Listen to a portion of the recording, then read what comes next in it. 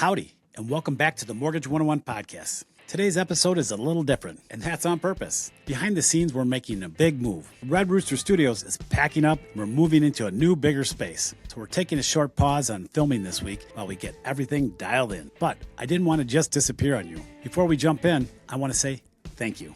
We've grown this show to over 2,500 subscribers. I am genuinely proud of that and grateful for it. That doesn't happen by accident. It happens because you show up, you listen, and you share episodes, and you trust us to help make sense of a market that isn't always easy to understand.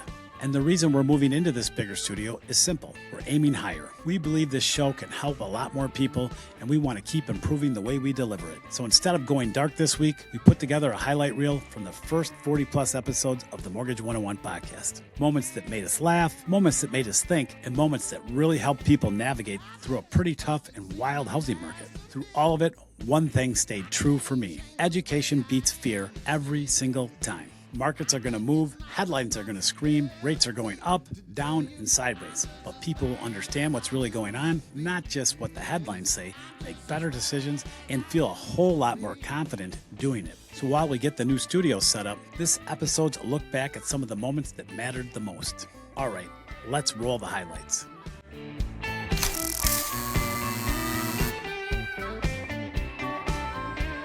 All right, Anthony, let's talk about the real divide. Asset havers versus asset chasers. Yeah, that's the big question, right? And so many people say, Manly, I have to be rich to own assets, right? No, you just have to be intentional. You can be granular. You don't have to be Daddy Warbucks to be able to have asset positions. Most Americans are spending thousands of dollars a year to feel comfortable instead of becoming financially flexible. And I know you have some numbers to prove that.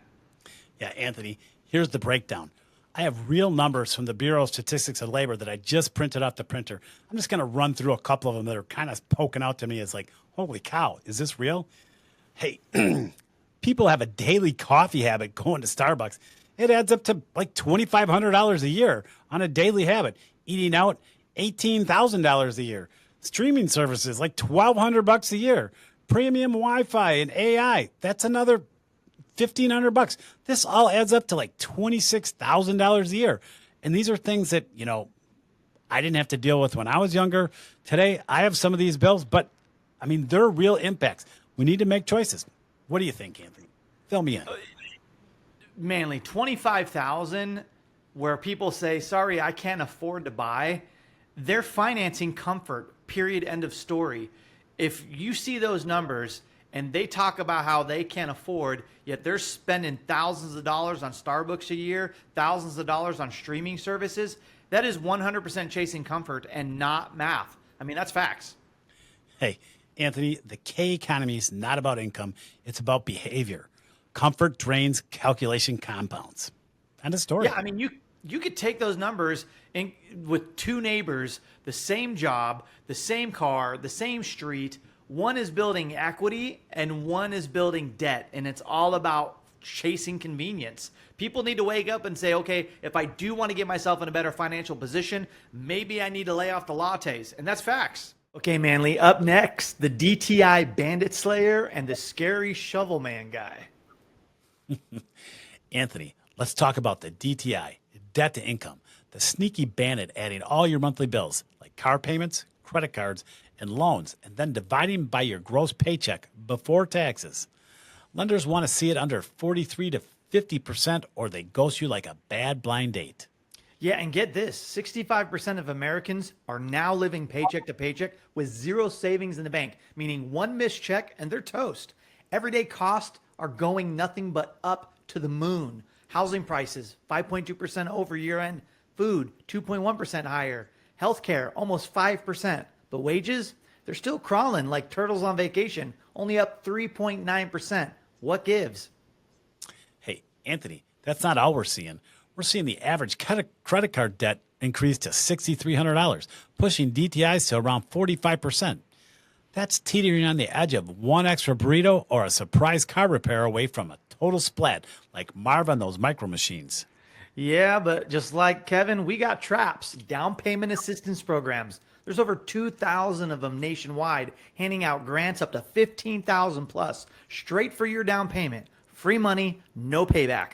Like finding a winning lottery ticket in your couch. Now you can pay down, say, a $2,000 credit card balance, and boom, your DTI now drops 3 to 5 points, flipping a nope, ain't gonna happen to Merry Christmas, you filthy full approval. Hey, Anthony, it's time for the big win for the day. Give us a real-world win from the field. Absolutely, Manly. I mean, we just had a buyer. They locked in previously at the 6.625, and they were able to float down to a 6.325 as we saw this market soften.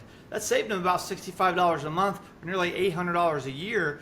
Prepared buyers make their own luck. So they set up for worse. They hoped for best. That happened. They were able to float down.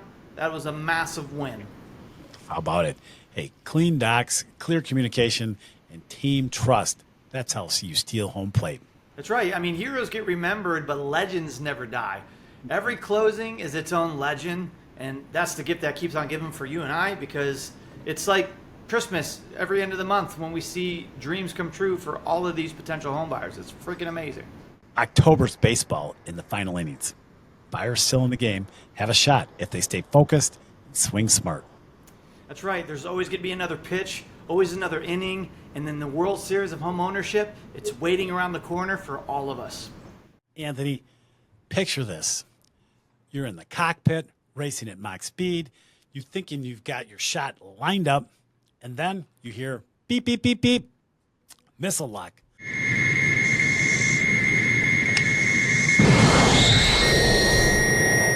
Another jet has you dead in their sights. That's what buyers don't see coming. Rates look like they're trending lower. Buyers are flying fast in and coming with hot in with offers. But just off the radar, a squadron of refi jets waiting to launch. It's happening. Yeah, and in a dogfight, if you don't make split-second decisions, you're out of the fight and headed straight to the ground. Game over. Same with buyers. If they hesitate, they're going to get shot down both on their offer and their lower rate. And so they need to make decisions quickly and effectively. Otherwise, it's a two-time losing spot. Yeah. Anthony, the discipline is this. It's temporary. Once the refi boom subsides, the 10-year can settle into a more organic glide path. But that's months, not days. If you're in escrow or under contract, you don't have months. You better lock in now before your jet starts beeping red. Yeah, and I get all the time our clients are saying, hey, Anthony, should I wait for the feds to speak before we lock? And I had conversations yesterday with 15, 20 of my clients going, no, we're locking. Because, again, the market reacts when the feds talk, and they react when the feds actually do what they talked about.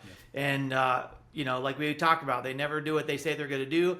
And then when you add in this dogfight that we're coming on with the convexity, there's just too much volatility, too much uncertainty. Lock that bad boy now and not have to wait for those beep, beep, beeps to happen. Next up on the bat is the bank of mom and dad. This is something that you and I see on a daily basis with all of our applications coming in. I mean, family help is the new norm. It's not the exception. In fact, 1 out of 4 younger buyers are getting help from their down payment from their mom and dad. It's not cheating, it's adapting. Hey, Anthony, we were just preparing for this, and you were talking to a buyer about splitting up, or not a buyer, a donor, about splitting up the gift in certain proportions because he needed to give $31,000, but they wanted to spread it out, so that they were giving 2 specific gifts that are half, so they didn't meet any tax consequence behind it. So that was really interesting that we're talking about this now, but we deal with this every day, that, how the gifts are given and who's giving them. But yeah, hey, Venmo, it's not a mortgage tool. If your family is gifting funds, you need a signed gift letter. You need proof of the transfer of the funds and full documentation, not a memo with a $sign on it. Hey, this is what we're doing. Yeah, I agree. Co-buying with the family, too, we see a whole bunch. Non-occupying co-signers, occupying co-signers. That's not a trust fall. That's a business deal. Title structure, tax implications, exit plans, all of it matters. Do the right thing, or risk turning Christmas dinner into a small claims court because you didn't look at the small stuff, right? You got to make sure all of these things are dialed in, especially when you're mixing business with family or business with pleasure. Hey, Anthony, let's look at the Fed's chalkboard and see who's pulling the levers that make it all tick. That's right. If we put this on a chalkboard like Will Hunting did, the economy is built on 3 variables: policy, positioning, and perception. If one of those are out of tilt, we're going to feel it. Yeah. The policy, that's Congress and the Fed. Congress can't pass a budget, and the Fed's trying to guide the economy without real-time data. They're basically steering through the fog. No one knows where they're going. That's right. And once we know where the policy's at, it's all about positioning. And that's Wall Street. That's investors, which are loading up on treasuries, keeping yields contained, but signaling caution. They're not all green go here. They still have some cautious tales that they're telling, themselves and everyone around them. Yeah. And perception, that's all about confidence. Everyone's waiting to hear Jerome Powell's tone at the press conference on Wednesday. That's going to be a telltale sign. Yeah, and here's the key. For Powell, consumer confidence really matters, but it's not decisive.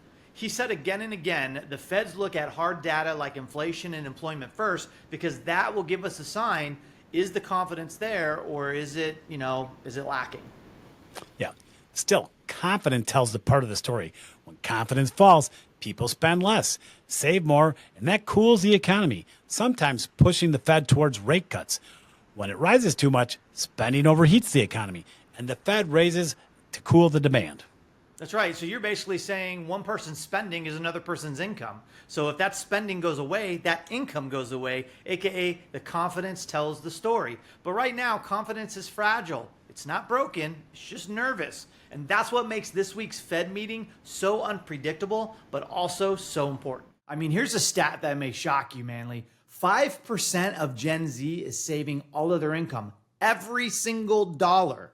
You're thinking they're way too young to buy a house. Nope, they're just saving. They're investing early, automating smart moves, thinking long-term in a way that's rare today. So if you're a realtor or a lender or in the mortgage or real estate, sphere, wake up. These buyers are coming and they're more ready than you think. Kudos to the Gen Zs out there. I mean, let's do a deep dive, Manly. I worked with a 23-year-old recently who had an automated savings through Digit, and invested through Acorn, already knew how to pull her credit report. She didn't even need me to explain what a debt to income ratio was.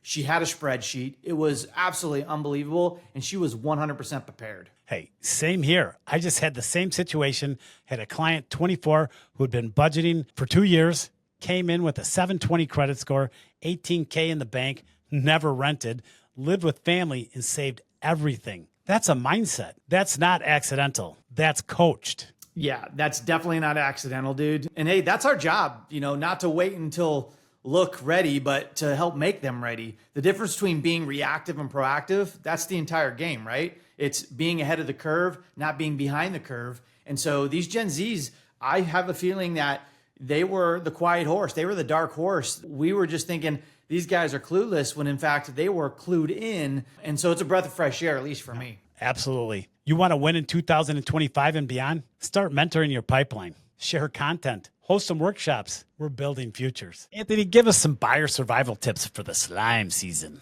You got it, Manly. Survival kit time. First, you got to know your rate. You got to know when it expires.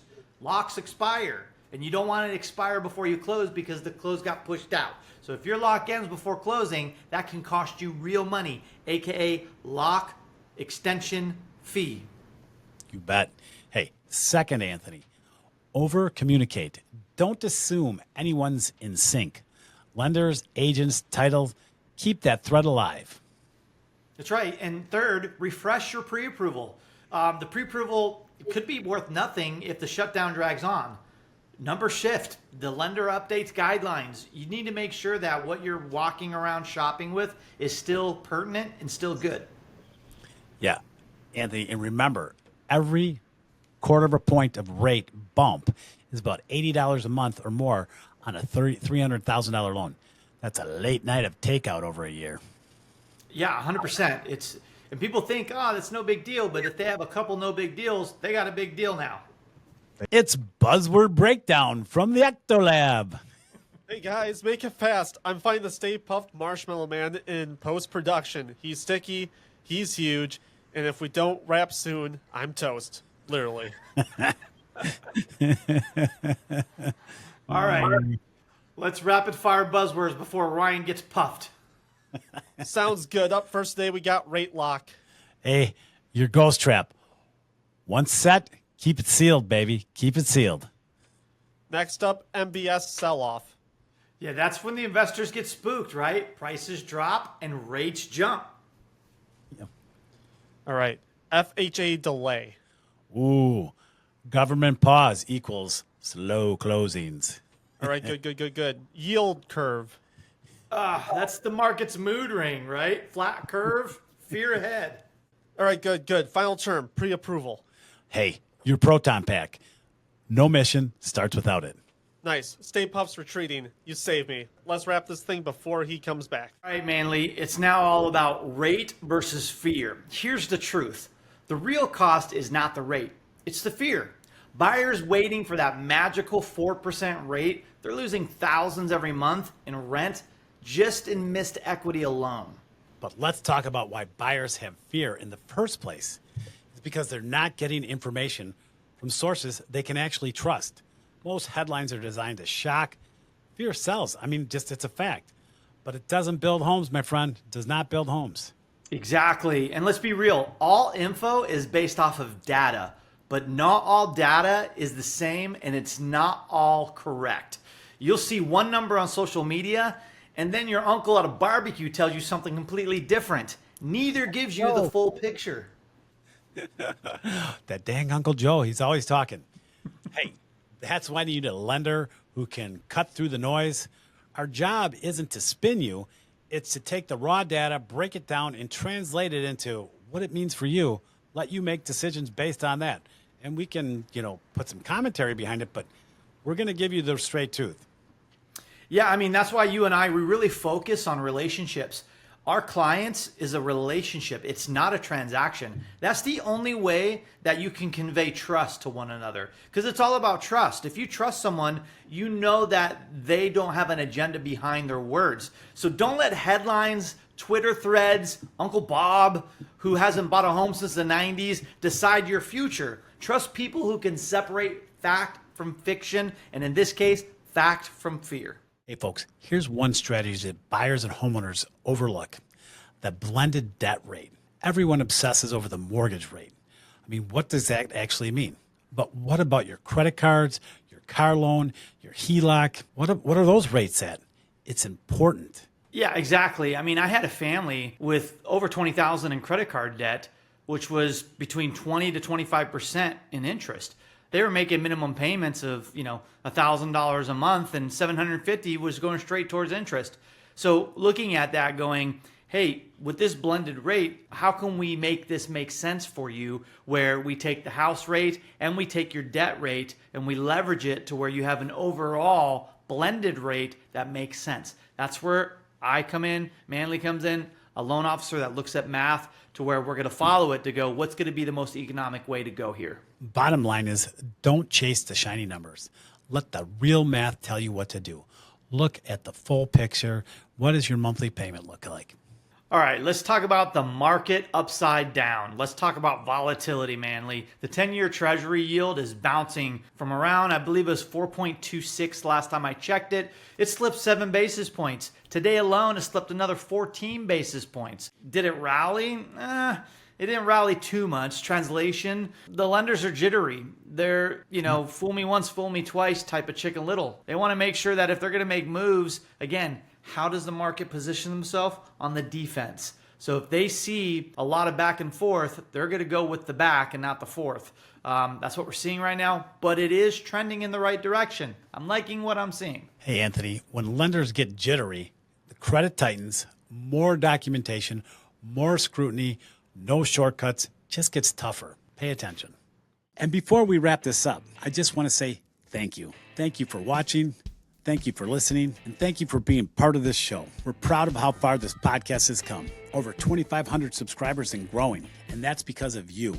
This move into a new studio isn't about flash. It's about doing this show better, clearer, sharper, and at a higher level. We'll be back next week in the new space, back in live action with brand new episodes. Big things are coming. Thank you so much for sticking with us, and I'll see you next week on the Mortgage 101 podcast. Girl from the heart Wisconsin to the waves of Hawaii. Manly and Anthony keep it real, not salesy. Breaking down rates and the truth you need to know, with a little soul and a little homegrown flow. It's the Mortgage 101 podcast where real talk meets home at last. Manly's got that Midwest soul. Anthony brings that island roll when the market swings and you don't go fast. Tune in, the Mortgage 101.